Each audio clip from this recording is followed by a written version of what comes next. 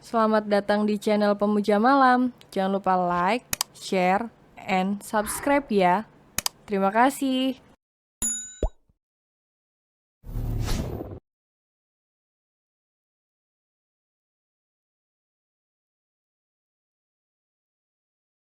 Chapter 38. Takut kalau mimpinya akan jadi kenyataan.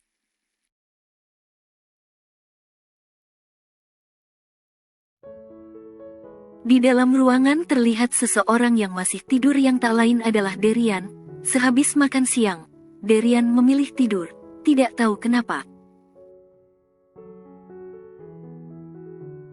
Membuat Doni sang asisten pribadi, beberapa kali membangunkan Derian, tapi tidak ada pergerakan sama sekali dari Derian. Tak lama Roni masuk melihat Derian masih tidur, dia hanya menghela nafas panjang. Belum bangun juga Don? Tanya Roni. Belum Pak, dari tadi saya coba bangunkan Pak Derian, tapi gak bangun, malah sekarang Pak Derian menangis, ucap Doni. Roni melihat ke arah Derian, benar saja bos, sekaligus sahabatnya ini menangis, tidak tahu apa yang dia tangisin. Seharusnya Derian hari ini rapat bersama koleganya, tapi pas Roni masuk Derian malah tidur. Ini orang tidur apa mati sih? Lama banget, mana gak bangun, bangun lagi, ucap Roni. Roni mencoba membangunkan Derian, isakan tangis Derian malah semakin kencang membuat Roni panik. Takut ada apa sama atasannya. Yan, Derian bangun, teriak Roni sambil menggoyangkan badan Derian, agar bangun, tapi Derian malah menangis sambil memanggil nama Tania. Apa perlu saya panggilkan dokter? Tanya Doni. Gak usah, kita coba lebih kencang bangunin bos kita, ucap Roni yang ditanggapi anggukan oleh Doni. Pak bangun, ya ampun kenapa begini banget, ucap Doni. Yan, woi ya Allah nih orang, bangun ah elah, ucap Roni. Roni dan Doni sudah kehabisan akal. Mereka terpaksa membangunkan Derian dengan cara menggulingkan tubuh Derian ke bawah, dan dengan ringisan kecil Derian bangun dari tidurnya. Derian mengerejapkan matanya, karena silau oleh cahaya dan matanya basah oleh air mata. Lu susah banget sih, dibangunin, ucap Roni kesel. Gue di mana Ron? Tanya Derian, paruh suaranya hampir habis. Di kantor lah, di mana lagi lu kira? Disuruh meeting malah tidur, ucap Roni dengan nada kesalnya. Mana tidur kayak orang mati lagi, susah dibangunin, ucap Roni kembali. Bapak gak apa? Tanya Doni sambil memberikan air minum agar Derian lebih baik. Makasih Don, ucap Derian lalu meminum air yang diberikan Doni sampai tandas. Sama Pak. Tania di mana Ron? Tanya Derian. Ucapan Derian semakin melantur, membuat Roni sempat bingung dan juga kesal. Dengan menghela nafas berat dan mengendurkan dasinya, Roni menatap Derian berang. Ya di rumah lah, di mana lagi? Lu kenapa sih? Otak lu geser apa gimana? Hah, ucap Derian cengol lalu berucap kembali. Seriusan? Tanya Derian tidak percaya. Ngapain gue bohong? Lu kenapa sih? Mimpi lu? Tanya Roni. Hari ini jadwal gue kosongin aja, gue mau balik. Lagi ucapan Derian membuat kedua pemuda beda generasi itu dibuat bingung. Kenapa sih dengan Derian hari ini tingkahnya aneh banget? Roni mengecek dahi Derian, takut aja duda anak satu itu kesambet, tapi pas dicek gak panas, normal. Yakin lu, gak mau periksa ke dokter? Tanya Roni. Gak usah, gue mau pulang aja, ucap Derian lalu bangkit dibantu Roni dan juga Doni. Saya suruh supir untuk standby di bawah Pak, ucap Doni yang ditanggapi anggukan oleh Derian. Derian pun pergi dari ruangannya dengan keadaan lemas. Roni dan Doni saling tatap lalu menghela nafas kembali. Balik ajalah Don, gue pusing lihat atasan gila lu, ucap Roni. Lalu kerjaan kita gimana Pak, ucap Doni. Lu gak denger tadi jadwal dikosongin buat hari ini, berarti kita juga free, gak usah gila kerja. Entar kayak bos lu gila, masa mau nikah, kelakuannya jadi aneh, ucap Roni lalu keluar dari ruangan Derian, diikuti oleh Doni. Sedangkan Derian, yang sudah berada di dalam mobil menuju rumahnya, berkali-kali dia melirik ke arah jam. Ternyata masih jam 1, dan dia masih tidak percaya kalau itu hanya mimpi. Tapi kenapa Derian merasa itu sangat nyata? Derian ingin cepat sampai di rumahnya, agar bisa memastikan kalau tadi itu hanya mimpi, dan Tania masih berada di sisinya. Sesampainya di rumah, Derian berlari ke arah dalam. Sesampainya dia di dalam rumah, ternyata sosok yang dia cari memang ada. Dia lagi berdiri sambil membawa minum, mungkin untuk anaknya. Sedangkan Tania yang melihat Derian sudah pulang, merasa heran, mana penampilan Derian sangat kacau. Derian langsung memeluk Tania, memastikan kalau dia tidak mimpi. Perlakuan Derian membuat Tania bingung, dan Tania merasa bahunya basah. Mas, panggil Tania. Derian tidak bergeming masih memeluk Tania dengan erat. Dia tidak mau melepaskan Tania, dia takut kalau mimpinya akan jadi kenyataan. Mas kenapa sih? Lepas dulu aku gak bisa nafas, ucap Tania. Derian pun melepaskan pelukannya sambil menunduk. Tania yang melihat itu semakin heran. Mas kenapa? Mas gak apa, ucap Tania sambil mengelus rambut Derian. Jangan tinggalin Mas ya, Mas mohon, ucap Derian lirih. Iya, tapi kenapa sih? Aku jadi bingung, duduk dulu tenangin, ucap Tania. Derian pun duduk dengan Tania di sampingnya. Derian melirik ke arah anaknya yang sedang makan, tanpa menghiraukan keberadaan dirinya dan Tania. Tania dengan sayang menghapus air mata Derian. Sangat lucu wajah Derian, sangat merah sampai merah di wajah yang menjalar ke telinga. Mas gak apa, tanya Tania. Gak apa, ucap Derian masih dengan isakan kecilnya.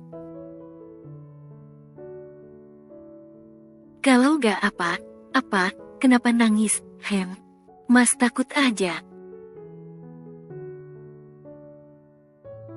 Takut apa sih Mas? Coba cerita sama aku. Mas tadi mimpi, kamu tinggalin Mas sendirian. Derian menceritakan mimpinya sambil menangis. Membuat Tania ingin tertawa tapi juga kasihan. Ada rasa bahagia di dalam hatinya. Derian begitu sangat mencintainya sampai Derian takut kehilangannya. Tapi tunggu, mimpi Derian ada yang sama dengan mimpinya. Mas tadi bilang, kalau aku sempat ketemu sama maminya Dio, tanya Tania yang ditanggapi anggukan oleh Derian. Cirinya Mbak Sasa itu, tubuhnya langsing, tinggi dan senyumnya mirip banget sama Dio, ucap Tania. Ucapan Tania membuat Derian terkejut. Dari mana Tania tahu ciri Sasa? Setahu Derian, di rumah ini tidak ada foto Sasa.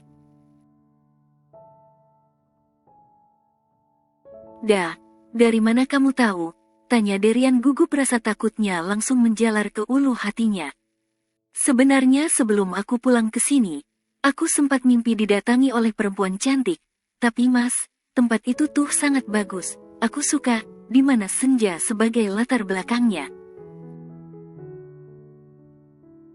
Perempuan itu hanya tersenyum sambil bilang nitip kamu sama Dio. Dia percaya sama aku Mas. Ucap Tania terharu. Awalnya dia tidak tahu kalau itu ibunya Dio. Tapi pas wanita itu tersenyum, Tania bisa melihat ada kemiripan di senyum itu. Dia tidak ajak kamu tinggal di sana kan? Ucap Derian takut.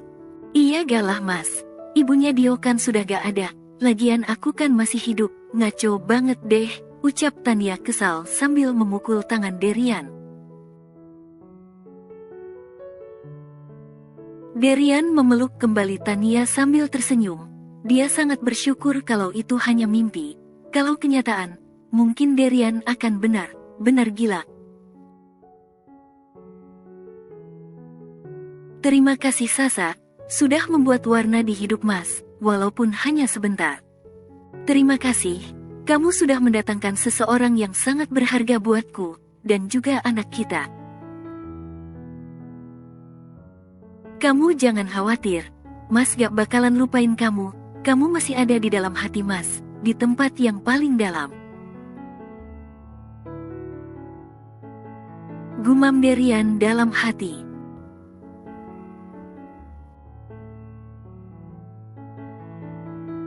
Setelah kejadian mimpi itu, kelakuan Derian malah bikin semua orang geleng kepala. Bukan hanya Tania yang merasakan kekesalan, tapi Roni sahabat sekaligus sekretaris Derian juga. Mas ngapain sih? Ikutin aku terus, ucap Tania. Kenapa sih? Aku kan cuma jalan, ucap Derian santai. Jalan sih jalan, tapi gak gini juga dong, masa aku kemana-mana diikutin terus, lama, aku risih tahu. Jangan peduliin aku, dibuat santai aja, ucap Derian membuat Tania semakin kesal.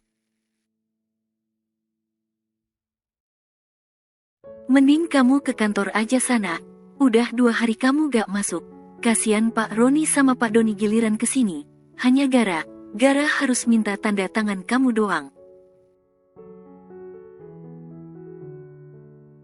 No, gak bisa, aku gak mau jauh sama kamu, entar kalau kamu kenapa gimana? Mas, semua baik aja, jangan sampai ketakutan kamu itu menjadi bumerang buat kamu sendiri. Tapi kan, aku cuma mau mastiin kalau kamu baik saja. Mas yakin deh, aku bakalan baik aja, kamu gak perlu khawatir. Belum juga perdebatan mereka mereda suara bel rumah terdengar. Tuh siapa lagi yang datang? Kalau gak Pak Roni ya Pak Doni. Mas kasihan mereka harus bolak-balik ke sini. Mana harus ngehandle pekerjaan kamu di kantor. Ucap Tania sambil berjalan ke arah pintu. Sedangkan Derian hanya menekuk bibirnya, dan juga tangannya dia lipat di dada. Derian kesal, kenapa sih Tania gak pernah peka banget, kalau dirinya tuh pengen dekat dengan dirinya. Saat Tania membuka pintu ternyata ayahnya dan juga Fatur yang datang. Tania menyalami tangan ayahnya lalu mempersilahkan mereka masuk. Loh ayah, ucap Derian kaget saat melihat siapa yang datang. Maaf ya nak, ayah kesini gak bilang, ucap ayah Tania. Kenapa gak bilang sih ya? Kalau mau kesini, Derian kan bisa jemput, kalau ayah dan juga Fatan kesini, ucap Derian. Fatur mas, saya Fatur bukan Fatan, ucap Fatur. Oh Fatur, maaf ya, mas belum bisa bedain kamu sama Fatan, ucap Derian sambil tersenyum malu.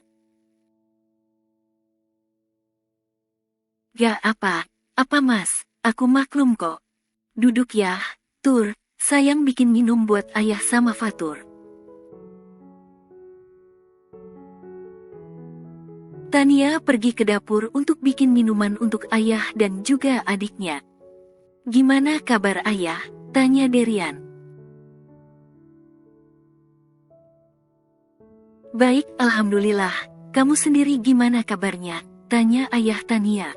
"Alhamdulillah baik juga ya, ibu gak ikut." "Gak, ibu kan lagi urusin acara untuk pernikahan kalian.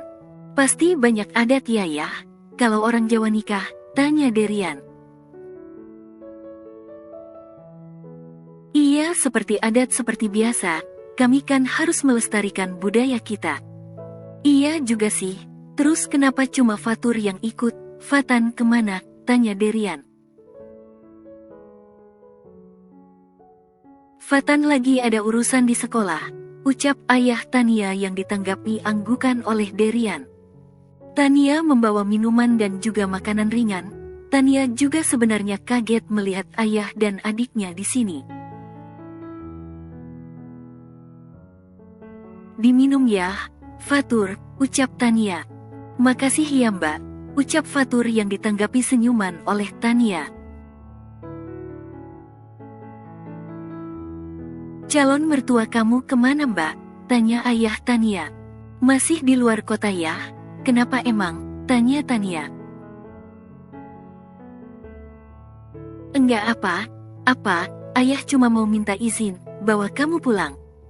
Ucapan ayah Tania membuat Tania dan juga Derian sangat terkejut, apalagi Derian berasa mimpi. "Kok Tania dibawa pulang sih ya? Gak ada yang serius kan di sana?" ucap Derian kaget. "Gak ada mas, sebentar lagi kan kalian menikah. Gak baik masih bertemu, kalian harus mengikuti tradisi pingitan." "Loh kok, kirain udah gak ada adat pingitan," ucap Derian yang membuat ayah Tania terkekeh geli. "Kenapa? Takut kangen ya?" ucap ayah Tania sambil tertawa kecil. "Kangen pasti ya, mana jaraknya jauh lagi. Cuma 2 minggu kok, setelah itu kalian kan udah sah jadi suami istri." "Berangkat sekarang ya?" tanya Tania. "Besok mungkin nak, soalnya jadwal kereta gak ada. Tadi ayah tanya ke pihak stasiun, paling tengah malam adanya." "Gak usah pakai kereta ya, biar nanti Derian pesankan tiket pesawat, besok aja pulangnya." "Gak usah nak, ayah gak mau repotin kamu." "Gak apa ya, aku malahan senang. Bentar aku suruh Bi Asih buat siapin kamar untuk ayah sama Fatur." "Gak usah mas, biar aku aja. Tadi Bi Asih pergi dulu ke supermarket beli bahan makanan." "Ya udah sekarang aja biar ayah sama Fatur bisa istirahat." "Ya sudah, Tania pamit dulu mau beresin kamar." Bersambung.